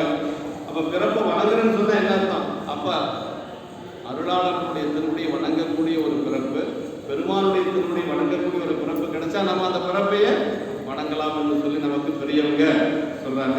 இப்படி அதே மாதிரி நாவுக்கரசு பெருமான் அங்க தில்லையம்பதி வருகின்ற பொழுது அவருக்கு ஏற்பட்ட அனுபவத்தை சொல்றாருங்க. கையும் தலை விசை அஞ்சலி என அப்படி கையை மேல கூப்பினவர் கிளைய போடல. நாவுக்கரசு பெருமான் அப்படி கையை மேல கூப்பினவர் கிளைய போடல. இங்கேயாவது சாமி கிட்ட கொஞ்ச நேரம் அப்படி வச்சுட்டு இருந்திருப்பாரு. ஆனா நாவுக்கரசு பெருமான் தில்லையம்பதியில தான் ஞானசம்பந்தர் அப்படிங்கிற பெயரையே கேள்விப்படுறாருங்க. அது வரைக்கும் ஞானசம்பந்தங்கிற பெயரே அவருக்கு தெரியாதுங்க. அப்பதான் ஞானசம்பந்தர் ஒரு குழந்தை, 3 வயது குழந்தை, பல அற்புதங்களை செய்து கொண்டு இருக்குதுன்னு அடியார்கள்லாம் சொல்றாங்க. அப்படி சொன்ன உடனேயே அங்கிருந்து போகணும்னு விரும்பினாரு. அந்த குழந்தையுடைய திருவடியை போய் பார்க்கணும்னு விரும்பல. நம்மளாம் என்ன அப்படின்னா அந்த குழந்தையை போய் பார்க்கலாம் அப்படின்னு சொல்லுவோம். ஆனா அந்த குழந்தையினுடைய திருவடியை வணங்கணும்னு நினைச்சாராம். யார்? நாவுக்கரசு பெருமான். கையை இப்படி மேல தூக்கி வச்சவர், இங்க கையை தூக்கி வச்சவர் சீர்காழி வரைக்கும் கும்பிட்டுட்டே போயிருக்காரு. 20 கிலோமீட்டர் தொலைவு. எவ்வளவு தூரம், எவ்வளவு நேரம் ஆயிருக்கு பாருங்க நடந்து போனதுக்கு. 4 மணி நேரமாவது ஆயிருக்கு இல்லையா? இங்க கையை கூப்பினதையும் சேக்கிழார் பெருமான் சொன்னாரு. அதே மாதிரி அங்க போய் கையை கூப்பி வணங்கினதையும் சொல்றாரு சேக்கிழார் பெருமான். அப்படியே அந்த பாடல் அமைஞ்சிருக்கும். கடையுகத்தில் ஆளியின் மேல் மிதந்தது கருமலத்தில் விடைய வைத்தார் திருவருளால் வெப்பரையன் பாவை திருமுலை பாரடும் அடையநிலை சிவபெருக வளர்ஞானம் குடை தோட்டு அமுது செய்த உடையவரை பிள்ளையார் திருவார்த்தை அடியார்கள் வைப்ப கேட்டார் அப்படின்னாரு. அடியார்கள் சொல்லத்தான் அவருக்கு தெரியுது. அடியார்கள் சொன்னதுக்கு பிறகுதான் ஞானசம்பந்த பெருமானை பற்றியே நாவுக்கரசருக்கு தெரியும். கேட்ட உடனே அவர் மனசில் நினைச்சார், வாடியவர் மலர்கலர்கள் வணங்குதற்கு மலர்கலந்து விருப்பு வாய்ப்பு அப்படின்னாரு. வாடியவர் மலர்கலர்கள், நம்ம குழந்தை போய் பார்க்கணும்னு அவர் நினைக்கல. வாணியவர் மலர்கலர்கள் வணங்குதற்கு மலர்கலந்த விருப்பு வாய்ப்பு. அந்த குழந்தையினுடைய திருவடி போய் வணங்கணும் அப்படின்னு சொல்லி நாவுக்கரசு பெருமானுக்கு 80 வயசு. அப்போ பிள்ளையாருக்கு எத்தனை வயசு இருந்திருக்கோ? ஒரு 6 வயசு இல்லை 7 வயசு அப்படிதான் இருந்திருக்கும். ஆனால் அந்த குழந்தையினுடைய திருவடி வணங்கணும்னு நினைச்சாராம். அப்பதான் அவன் கையை மேல தூக்கி வச்சவர் வணங்கி கொண்டே சென்றார் என்று சொல்லி சேக்கிழார் பெருமான் நாவுக்கரசு பெருமானுடைய சரீரத்தில் சொல்றாருங்க. இங்க இதே நாவுக்கரசு பெருமான் தில்லையம்பதியில் எப்படி வழிபாடு செய்தார் அப்படின்னு சொல்ற. கையும் தலை விசை அஞ்சலி என கண்ணும் பொலிமலை ஒளியாதேனர். அப்படி கண்ணில் அப்படியே நீர் வந்து கொண்டே இருக்கிறது. அப்படி மலை போல வருதா நாவுக்கரசு பெருமானுக்கு. தூய வெந்நீர் துதைந்த பொன்மேனியும் தாழ்வடமும் நாயகன் சேவடி தைவரும் சிந்தை நைந்துருகி ஆய்வது போல் அன்பு நீர் பொழிகணும். திருவதியில நாவுக்கரசுடைய கோலத்தை சொல்லுகின்ற பொழுது சேக்கிழார் பெருமான் அப்படியே கண்ணில் தண்ணி வந்துட்டே இருக்குமா நாவுக்கரசு பெருமானுக்கு. அப்புறம் வாயில தேவாரம் பாடிக்கிட்டே இருப்பாங்க. அதான் சொல்றாரு. அந்த மாதிரி தூய வெந்நீர் புதைந்த உண்மேனியும் தாழ்வடமும் நாயகன் சேவடி தைவரும் சிந்தையும் நைந்துருகி பாய்வது போல் அன்பு நீர்பொழி கண்ணும் பதிகச் செஞ்சோர் மேய செவ்வாயுடையார் புகுந்தனர் வீதியுள்ளே பாருங்க. பதிகச் செஞ்சோர் மேய செவ்வாய் அப்படின்னு நாவுக்கரசு பெருமானுக்கு பதிகம் பாடி பாடி பாடி பாடி அந்த வாயெல்லாம் செவந்து போச்சு. பதிகச் செஞ்சோர் மேய செவ்வாயுடையார் அப்படின்னு சொல்லி சொல்றாரு. அதே மாதிரி கண்ணில் நீர் அருவி. என்ன காரணம்? நாயகன் சேவடி தைவரும் சிந்தையும் இருப்பாரு. அது ரொம்ப முக்கியம். பெருமானுடைய திருவடி மனசுக்குள்ள எப்பொழுதும் நாவுக்கரசு பெருமானுக்கு இருக்குமா? அப்படி எப்படி இருக்குன்னா, நாயகன் சேவடி தைவரும் சிந்தையும் அப்படின்னா உமையம்மை எப்படி பெருமானுடைய திருவடி அப்படி வருடிட்டு இருப்பாங்களோ அது மாதிரி நாவுக்கரசு பெருமான் உள்ளத்துல வச்சு அப்படியே வருடிட்டு இருப்பாராம். சொல்றார், நாயகன் சேவடி தைவரும் சிந்தையும் நைந்துருகி பாய்வது போல் அன்பு நீர் பொழி கண்ணும் அப்படின்னாரு. இப்ப அதே மாதிரி சொல்றது, பெய்யும் தலை பெய்யும், அதாவது கண்ணும் பொலிமலை ஒளியாலை பெய்யும் தகையன. அப்புறம் கரணங்களும் உடன் உருகும் பரிவினர். அந்த கரணங்களை பத்தி சொன்னோம் இல்லையா? அங்கே என்ன கரணங்களும் உடன் உருகும் பரிவினர் அப்படின்னார். அப்புறம் பேரைதல் மெய்யும் தலை விசை விழும் முன்பு எழுதலும்.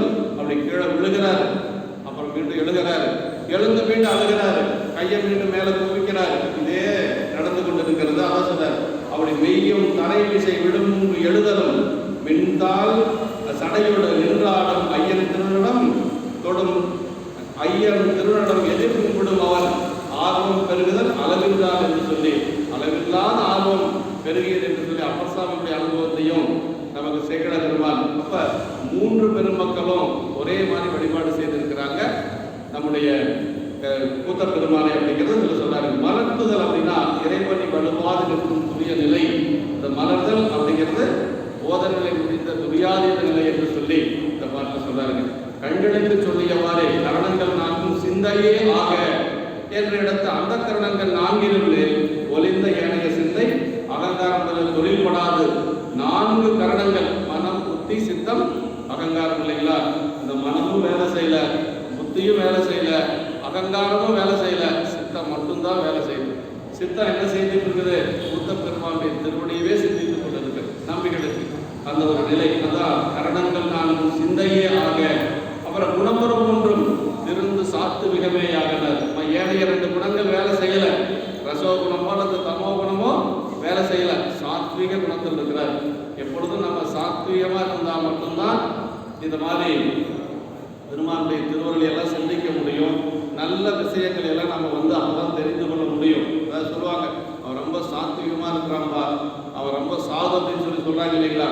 அப்ப நம்ம எந்த குணத்துல இருந்தா இறைவனை வழிபாடு செய்யறதுக்கு சில ஏற்ற குணம் அப்படின்னா அந்த சாத்வீக குணத்திலிருந்து பெருமானை வழிபாடு செய்கின்ற பொழுதுதான் இறைவனுடைய திருவருள் இன்பத்தை நாம முழுமையா அனுபவிக்க முடியும். இல்லைன்னா என்னமோ எல்லாரும் போறாங்க, நம்மளும் போறோம், எல்லாரும் கையெடுத்து கும்பிடுறாங்க, நம்மளும் கும்பிடுறோம், அப்படிதான் இருக்குமே ஒழிய அந்த குணங்கள் எல்லாம் அப்படி ஒழுங்கா இருந்தாதான், கரணங்கள் எல்லாம் ஒழுங்கா இருந்தாதான் இறை வழிபாடு அப்படிங்கிறது நமக்கு அந்த இன்பத்தை கொடுக்கும். ஞானியர்களுக்கு எல்லாம் அப்படிதான், பெரியவங்க எல்லாரும் அப்படிதான் வழிபாடு செய்வாங்க. அதான் சொல்றாங்க. அப்ப கரணங்கள் 4 சிந்தையே ஆக என்று சொல்லி சொல்றாரு. கண்களே போல என்றால் புறக்கருவிகளாகிய பொறிகள் அடைந்த நிலையும், அதாவது கருவிகள் கண்களே கொள்ளதுனால புறக்கருவிகள் எதுவும் இப்போ வேலை செய்யலை, கண்ணு மட்டும்தான் வேலை செய்து கொண்டிருக்கிறது. சிந்தையே ஆக என்றதனால் அவற்றை கடக்கும் அந்த கரணங்கள் பெற்ற நிலையும், சாத்து மிகமேயாக என்றதனால் அந்த கரணம் புறக்கரணங்களை தூண்டி பிறரையும் முக்குணங்கள் என்ற நிலையும் உணர்த்தினார் அப்படின்னு சொல்லி சொல்றார். முழுதும் சாத்விகத்தினாலே தூண்டப்பெற்ற சிந்தையுடன் கலந்த கண்ணின் காட்சி மயமை ஆகிய அத்தன்மையுடன் ஆனந்த கூத்தில் வந்த இன்ப வெள்ளத்திலே திளைத்து மகிழ்ந்தனர் ஆதூர் நம்பிகள். அப்படின்னா எல்லாத்துக்கும் அடிப்படையான காரணம் என்னன்னா, முதல்ல அந்த சாத்விக குணம் இல்லைங்களா? அந்த சாத்விக குணத்தில் இருந்ததுனால தான் மற்ற பொறிகள் எல்லாம் வேலை செய்யாம கண்ணு மட்டும் வேலை செய்தது. அப்புறம் கரணங்கள், இது எல்லாத்துக்கும் அடிப்படை என்னன்னா அந்த சாத்விக குணம், அப்புறம் பெருமாள் மீது அவர் வைத்திருந்த அன்பு. இதுதான் ரொம்ப முக்கியம்.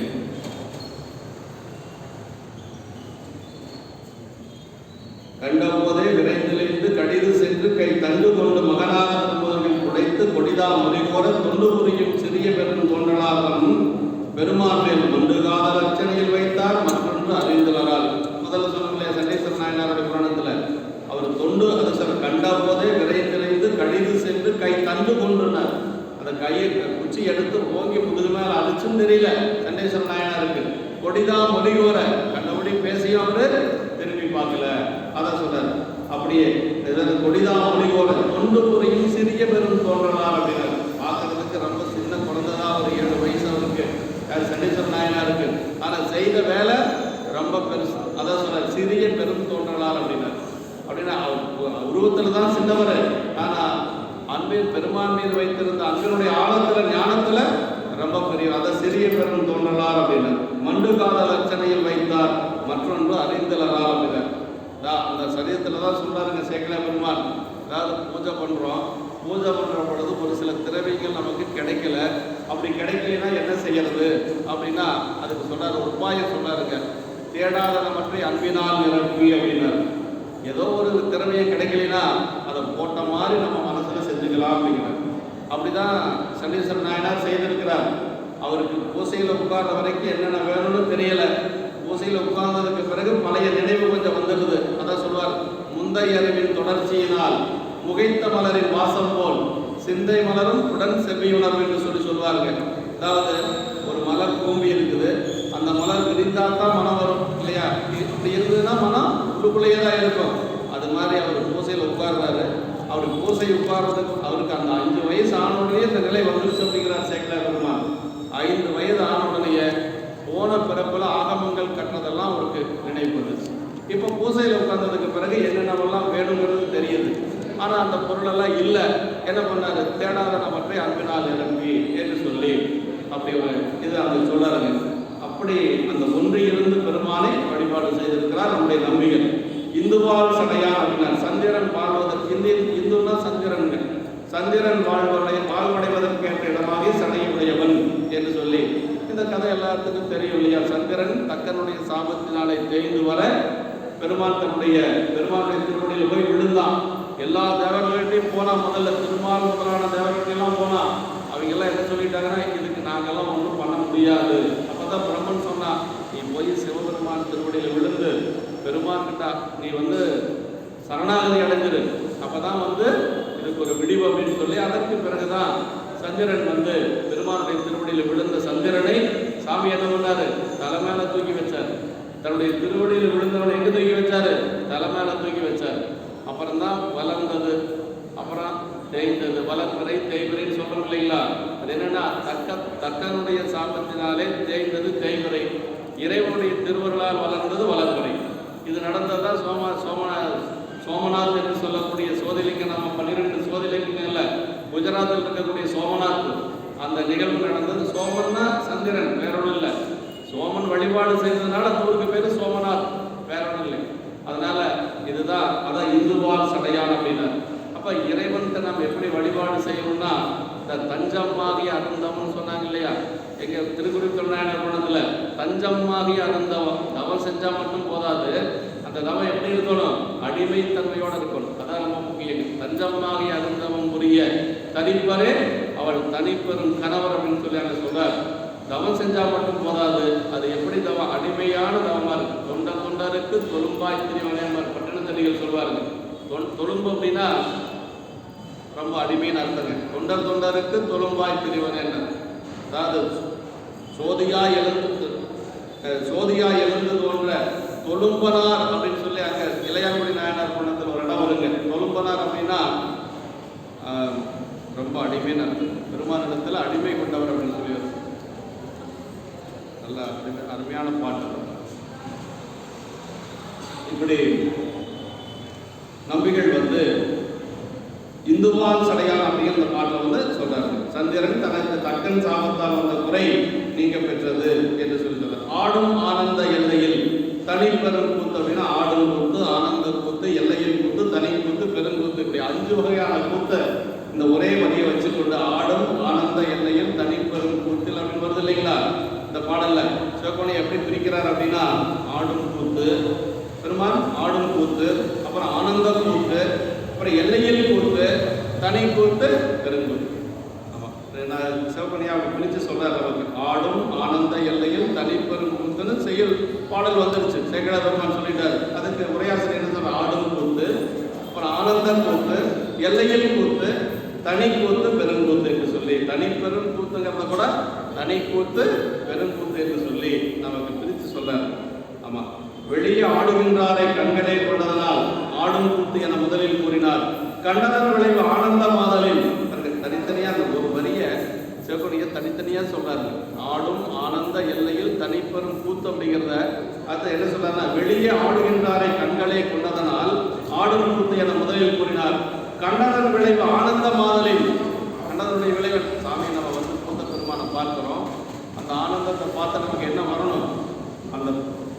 அந்த கூத்தை பார்த்தா என்ன வரணும்? ஆனந்தம் வரணும் இல்லைங்களா? அதனால அந்த கண்டதனுடைய விளைவு என்னன்னா, வெளியே ஆடும் கூத்து, கண்டதன் விளைவு ஆனந்தம் அப்படின்னு சொல்றாரு. அதாவது தர்மபுர சாமிகள் முன்னாடி இருந்த சன்னிதானங்கள் கூத்த பெருமானை பற்றி சொல்லுகின்ற பொழுது ஆனந்தமா நடராஜ பெருமான் அப்படின்னு அவருக்கு எப்பொழுதும் நடராஜ பெருமான் சொல்ல மாட்டாரு, ஆனந்தமா நடராஜ பெருமான் தான் சொல்வார். அப்படின்னா அந்த கூத்து நமக்கு எதை கொடுக்குதுன்னா, எல்லையில்லாத ஆனந்தத்தை கொடுக்கும். அது ஆனந்தமா நடராஜ பெருமான். அது மாதிரி ஆனந்தம் கண்டதனுடைய விளைவு ஆனந்தமாதலில் அதனை அடுத்தும், அதற்கடுத்து அம்மற்றோடு நிற்கும் அளவுகளாமையில் எல்லையில் என்பதனை அதற்கடுத்தும். அந்த ஆனந்தம் எப்படிப்பட்ட ஆனந்தம்னா எல்லையில்லாத ஆனந்தம். எல்லையில்லாத கூத்து, அந்த அனுபவம் எப்படி? எல்லையில்லாத ஆனந்தம் என்று சொல்லி சொன்னார்.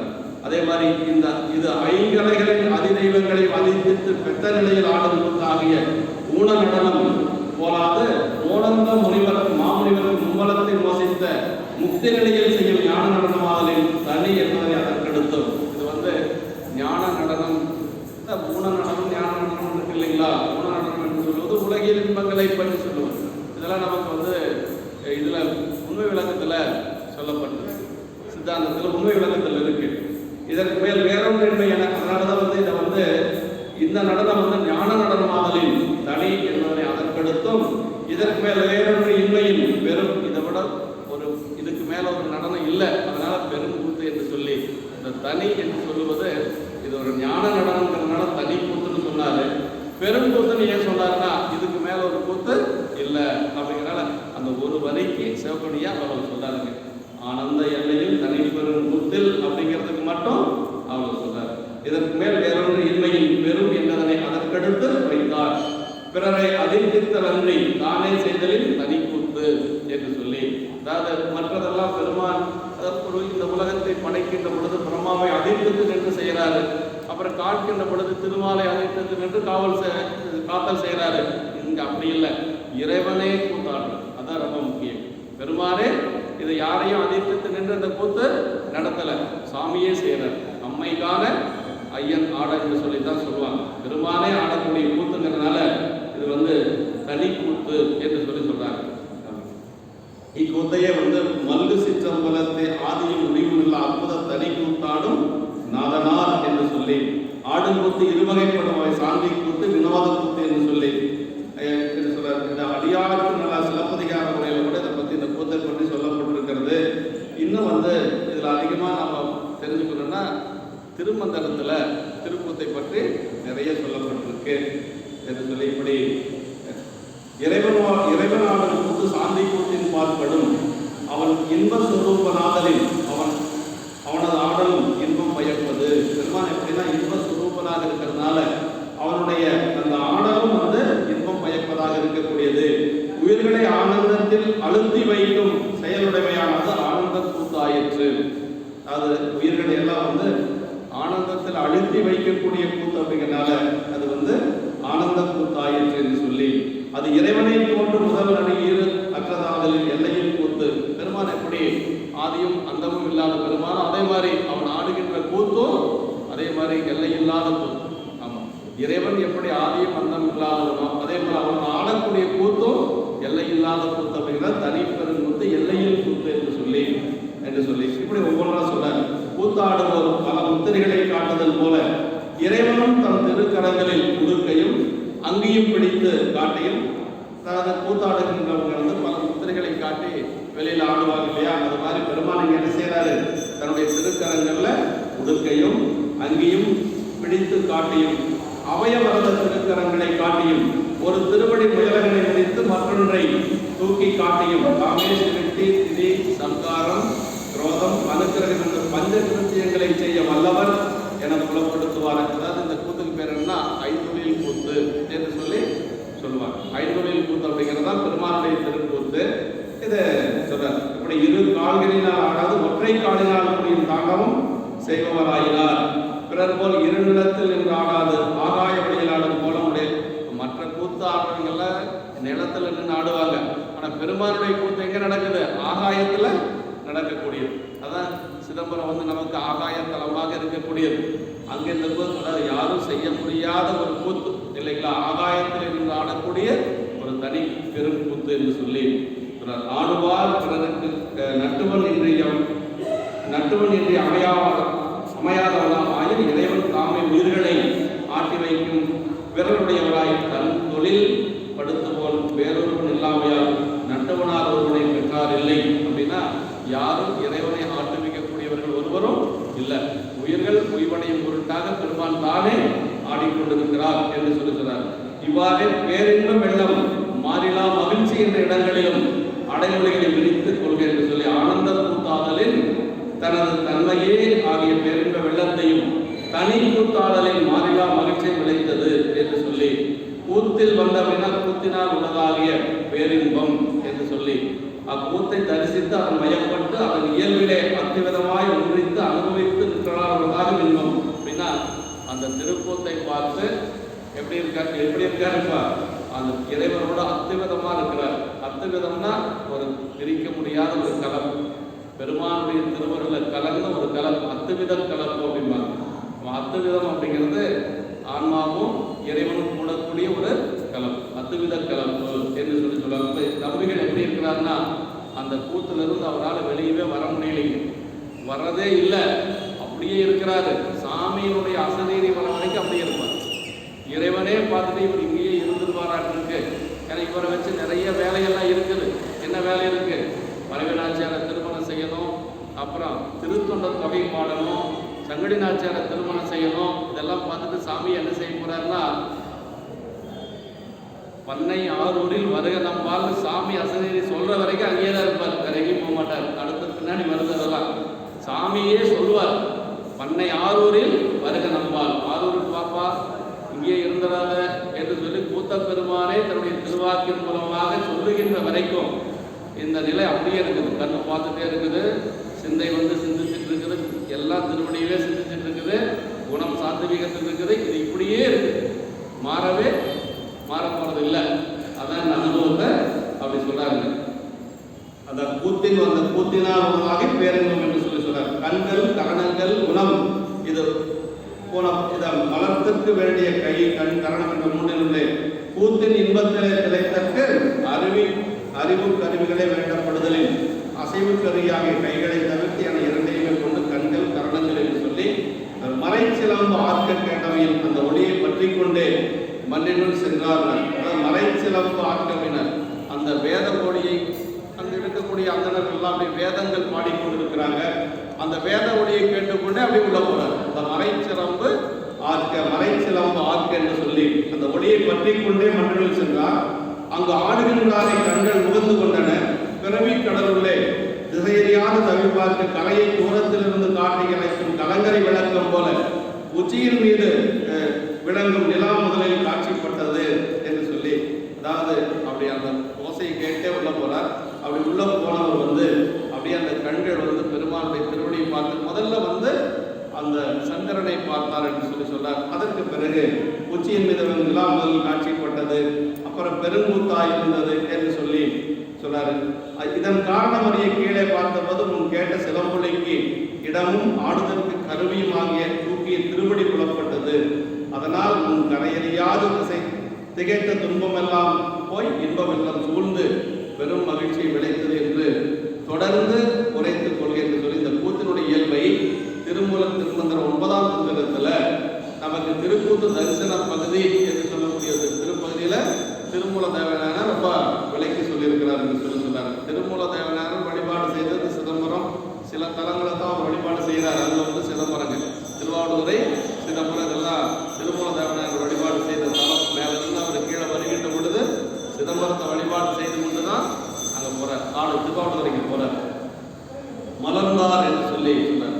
அப்புறம் அறியும் அறியப்படும் பொருள்களின் பெருமை சிறுமைகளுக்கேற்ப அவற்றை அறிகின்ற அறிவும் பேரறிவு சிற்றறிவு எனப்படும் என்று திருவடி ஞானமாகிய உணர்வின் ஏற்பட வரும் சிவபோகத்தை அறிகின்ற ஐம்பொறி அறிவும் கரங்கோலை ஒளிவின்றி கரங்கோலை போல மாறி மாறி வரும் நினைப்பும் மரப்பாகிய சகல கேவலங்கள் என்று ஒளிவின்றி அறிதலால் பேரறிவையாகும் என்று சொல்லி, அதாவது இவங்க பெற்ற நிலை என்னன்னு அப்படின்னா, அதாவது ஞானசம்பந்த பெருமான் உணர்வின் நேர்வர வரும் சிவபோகத்தை அறிகின்ற ஐம்பொறி அறிவு என்று சொல்லி சொல்றாங்க.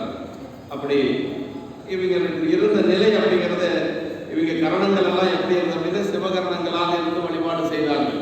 அவன் ஞானசம்பந்த பெருமான் சரி, நாமக்கரசு பெருமானும் சரி, சுந்தரமூர்த்தி சாமிகளும் சரி, நம்மளுடைய கரணங்கள் அப்படின்னா பசு கரணங்கள் இல்லையா, அவங்க கரணங்கள் எல்லாம் பதிகரணம் என்று சொல்லக்கூடிய சிவகரணங்கள். இது திருக்கழிட்டுப்படியாரில் நம்முடைய திருக்கழிட்டுப்படியார் ஆசிரியர் சொல்றாங்க, மாலை நெய்தல் பாடியதும் பாம்பொழிய பாடியதும் காலனை உயிர்ப்பித்ததும் என்ன சொல்றாருன்னா கடைசியா நம் கரணம் போல் அல்லாமை காலம் அப்படின்னு சொல்லுவார்.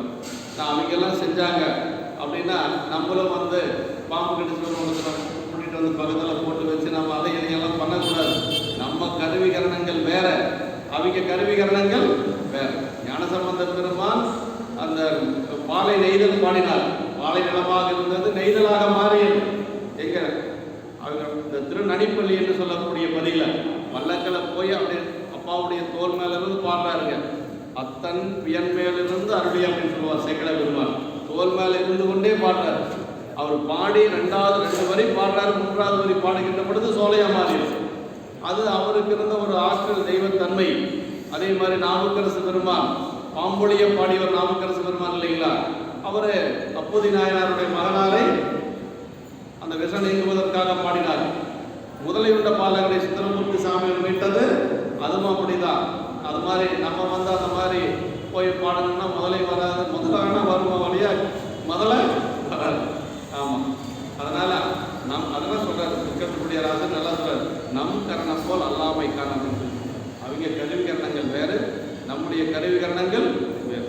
அவங்கெல்லாம் சிவகரணங்கள், நாமெல்லாம் என்ன சொல்றது, பசு கரணங்கள் நமக்கு. அதனால அதான் சொல்றாரு, வாழை நீர் பாடிகள் சொல்லலாம். அந்த மாதிரி நந்தம் கரணம் போல் அல்லாமையில் அளப்பரும் கரணங்கள் அப்படின்னு. அதனாலதான் இவங்க கரணங்கள் என்ன சொல்ற இந்த பாடலாம், அளப்பரும் கரணங்கள் நானும் சிந்தையே ஆகல. அவங்களுடைய கருவிகரணங்களை நம்ம அளவு சொல்ல முடியாது. முக்குணங்களும் முத்திக்கே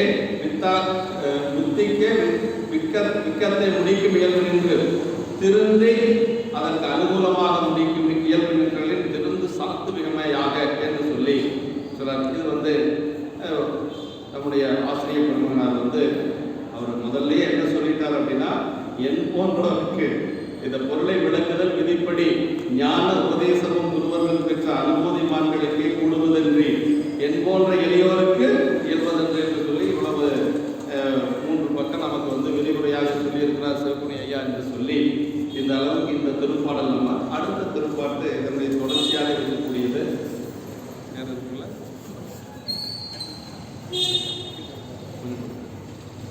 தென்னிலா மலர்ந்த வேணையாயுந்தன் திருநடம் விடப்பெற்று மண்ணிலே வந்த கருவியை எனக்கு வாணிதாம் இன்பமாம் என்று கண்ணில் ஆனந்த அறிவினீஸ்வரிய கைமலர் உச்சிமேல் குவித்து மண்ணினால் நீடி அகிலும் அதிகம் பாடினார் கரவினார் பணிந்தார். சென்ற பாடல்ல நம்பிகளுடைய நிலையை நமக்கு சேக்கட பெருமான் சொல்றார். அவருடைய புறக்கரணங்கள், அகக்கரணங்கள், குணம் இதெல்லாம் எப்படி இருந்தது, அந்த பெருமானுடைய நடனத்தை எப்படி அவர் அனுபவித்தார் அப்படிங்கிறத சொல்றார். இப்போ அவர் அந்த அனுபவத்தை இன்னும் கொஞ்சம் மேலே போய் அதற்கு மேலே அதிகமும் பாடினார் அப்படின்னு சொல்லி இந்த பாட்டில் சொல்றாரு. தென்னிலா வளர்ந்த வேணியாய் உந்தன் திருநடம் விட பெற்றினார் அப்படின்னா, அதாவது கண்களிலிருந்து ஆனந்தம் மாறி கண்ணினால் ஆனந்த அறிவியல் முறைய கைமலர் உச்சி மேல் குவித்து அப்படியே கண்ணில் தண்ணி வந்து கொண்டே இருக்கிறது.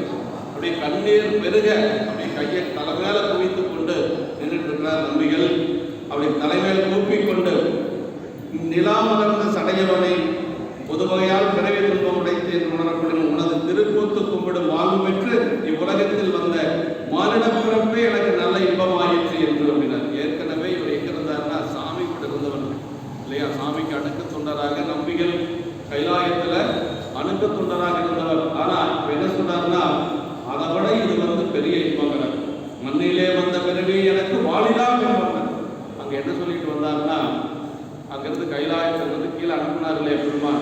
அப்ப என்ன சொன்னாரு, மையல் மானுடமாய் மயங்கும் வலி ஐயனே என்னை தடுத்தாட்கொள்ள அப்படின்னாரு. அப்படியே அங்க அழுது புலம்புனார் இல்லையா, செய்ய சேவடி நீங்கும் சிறுமையன். அங்க சாமி சொல்லிட்டாரு என்ன, அந்த 2 பெண்களை பார்த்துட்டேன், அதனால இந்த மண்ணுலகத்தில் சென்று அந்த பெண்களோடு காதல் இன்பம் கலந்து அடைவாய் அப்படின்னாரு. அதுக்கு சரி பரவாயில்ல சாமியே சொல்லிட்டாரு, 2 பெண்களும் இங்கிருந்து அனுப்ப போறாரு. அப்புறம் தேவையான பொருள் எல்லாம் சாமி கொடுக்காதே விட்டுற போறாரு.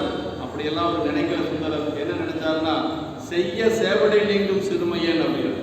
இந்த மாதிரி ஒரு திருவடி கிடைக்கிறது எவ்வளவு பெருசு, அப்படி கிடைச்சு நான் இதை விட்டுட்டு போறேனே என்று சொல்லி வருகிறார். செய்ய சேவடி நீங்கும் சிறுமையே மையல் மானுடமாய் மயங்கும் வரை ஐயனே என்னை தடுத்தால் கொள்ளுனர். இந்த மண்ணுலகம் எப்படின்னா மயக்கத்தை தரக்கூடியது, உலகில் இன்பங்களை தரக்கூடியது, திருவருள் பக்கம் போகாத செய்யக்கூடியது. அதான் மையல் மானுடமாய் மயங்கும் வரை. அப்படி ஒரு நிலை வருகின்ற பொழுது பெருமானே என்னை நீங்கள் தடுத்தால் கொள்ள வேண்டும் சொல்லிட்டு வந்தாருங்க. இங்க என்ன பாடுறதுன்னா, அப்படிப்பட்ட இந்த மையல் மானுடமாய் இருக்கக்கூடிய இந்த மண்ணில் இருக்கக்கூடிய இந்த பிறப்பு இதுவே எனக்கு பேரின்பம் அப்படின்னு சொல்லி பாடுறாரு. ஏன்னா கூத்த பெருமானுடைய நடனம் அவ்வளவு இன்பத்தை கொடுத்திருக்கு. அதான் மண்ணிலே வந்த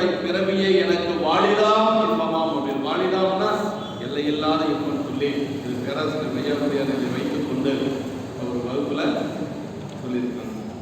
தென்னிலா மலர்ந்த வேணினர், தெளிந்த, தென்னிலானா தெல் அப்படின்னா தெளிந்த, இறைவனை அடைந்தால் தான் உயலாம் என்று மதி தெளிந்தனர். தென்னிலா மலர்ந்த வேணினை ஏன் சொன்னார்னா, நிலா பெருமாளுடைய திருவடியில் போய் விழுந்தால்தான் நம்ம உய்வடைய முடியும்னு தெரிஞ்சிருச்சான். அதான் தெளிந்த தென்னிலா மலர்ந்தங்கிறதுக்கு அது சொல்றார், குறையாசன் சொல்றார். அந்த சந்திரனுக்கு ஒரு தெளிவு ஏற்பட்டது. அந்த தெளிவு ஏற்பட்டது எப்படி தெளிவு அப்படின்னா, பெருமான் திருவடியில் போய் விழுந்தாதான் நம்ம தப்பிக்க முடியும் அப்படிங்கிறது. அது போய் விழுந்தது. அதே மாதிரி சாமி எடுத்து தலைமையில வச்சு வளர்ந்து அழியக்கூடிய சந்திரனை வளரும்படி செய்தது பெருமானுடைய திருவருள். அதான் தென்னிலா மலர்ந்த, தெல் அப்படின்னா தெளிந்த, இறைவனை அடைந்தால் தான் உயலாம் என்று மதி தெளிந்த, மலர்ந்த அப்படின்னா தெளிந்து அவ்வாறே அடைந்து வளர்ந்த, மலர்ந்த வேணி மலர்தற்கிடமாகி சடை, அந்த நிலவு மலர்தற்கிடமாகிய சடை, இவ்வுண்மை பிறகும் கண்டு தெளிய கிடந்த நிலா என்னுமாம், தூயதாகிய தெளியதாகிய நிலா என்று சொல்லி சொல்றார்கள். குவிந்து போன தன்மை நீங்கி விரிந்ததால் மலர்ந்த என்று சொல்லுகிறார்கள். திருக்கணிப்புப்படி மருங்கிலே சென்றவுடன் கலங்கரை விளக்கு மூலம் முதலில் நம்பிகளுக்கு காட்சிப்பட்டது நிலவே என்று சொல்லுகிறார். அப்படி திருக்கணிப்புப்படிக்கு சென்ற பொழுது அதற்கு நம்பிகளுக்கு முதல்ல காட்சிப்பட்டது சாமியினுடைய மேல இருக்கக்கூடிய நிலவு என்று சொல்றார். அதற்கு பிறகு அப்படியே